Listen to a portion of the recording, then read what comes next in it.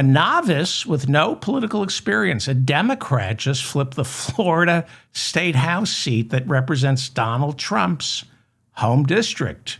We're talking deep, deep red turning blue Tuesday night. District 87 went blue with a massive 22-point swing from November of 2024. How did this happen?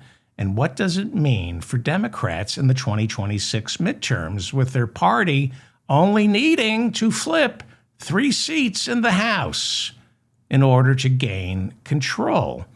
Is there a blue wave? Is there a blue tsunami?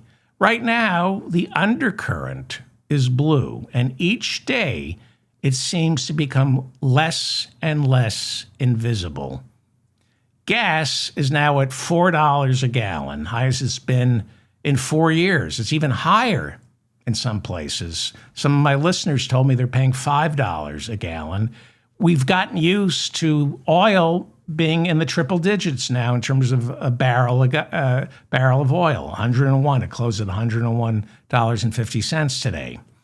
All the polling shows Americans feeling more financially squeezed today than they did before Trump was sworn in.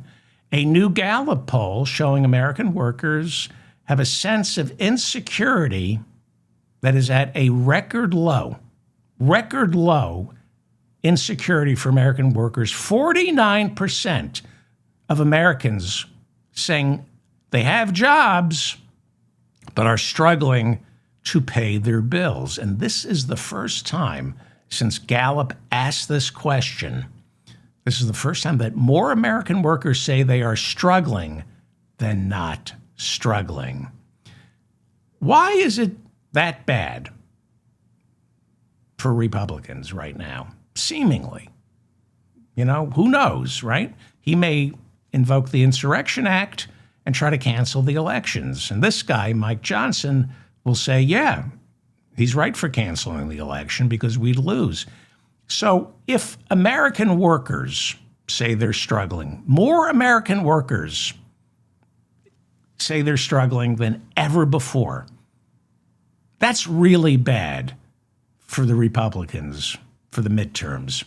Now, our economy only works for half the people, but you're more likely to find that half whom the economy works for inside our labor force.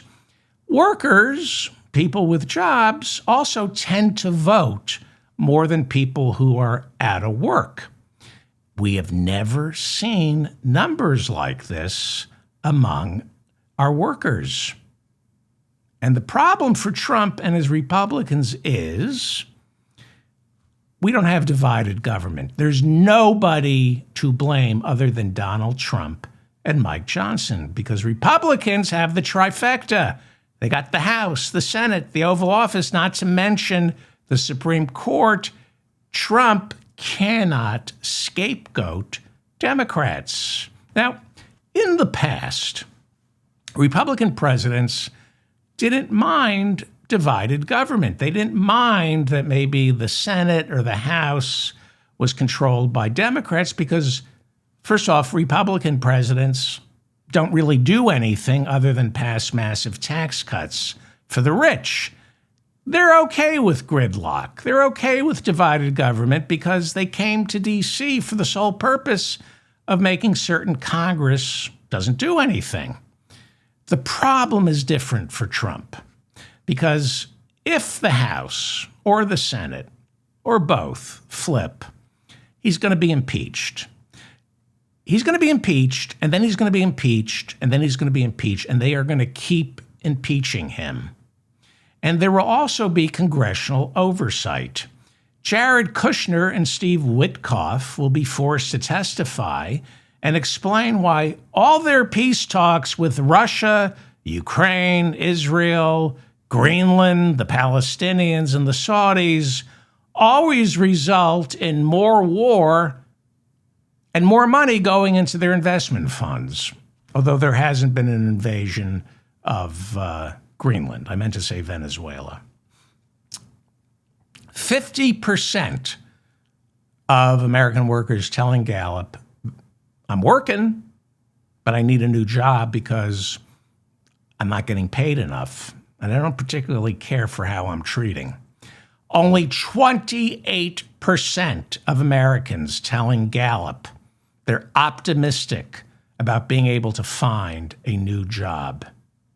Well, it was under this cloud of uncertainty, this restlessness and economic pain, not to mention a war in Iran that's not going well, and a president unable to articulate why he attacked and when it's going to end. It was under this Trump miasma that this special election was held Tuesday in Trump's backyard, Palm Beach, Florida.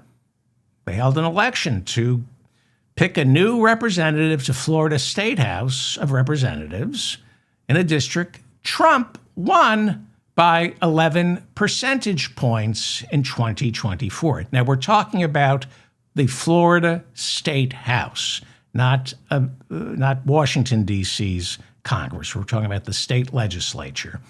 This is the deep red Florida House District 87, previously held by Mike Caruso, who stepped aside to become Palm Beach County Clerk.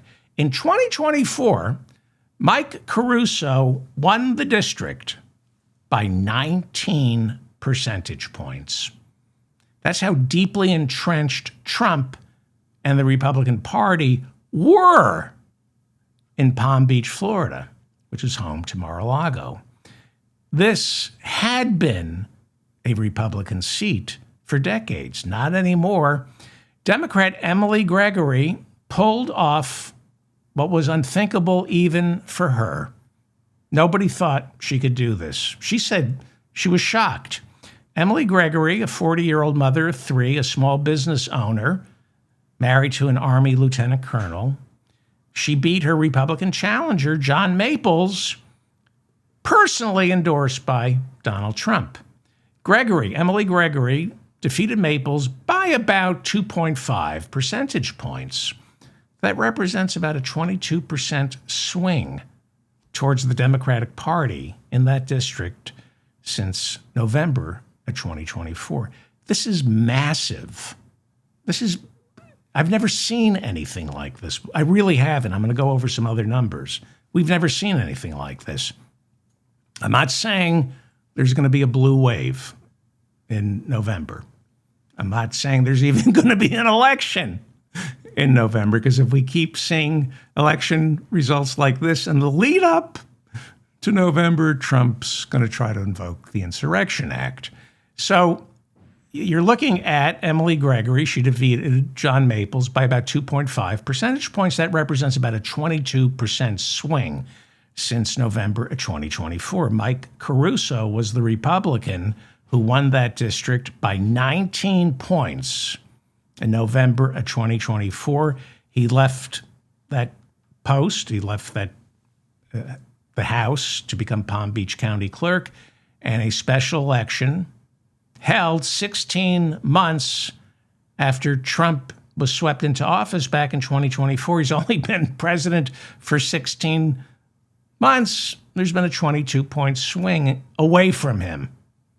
Within 16 months, one of the deepest red districts in Florida, Palm Beach, Trump's hometown, the town where Mar-a-Lago is, it shifted 22 points into the blue.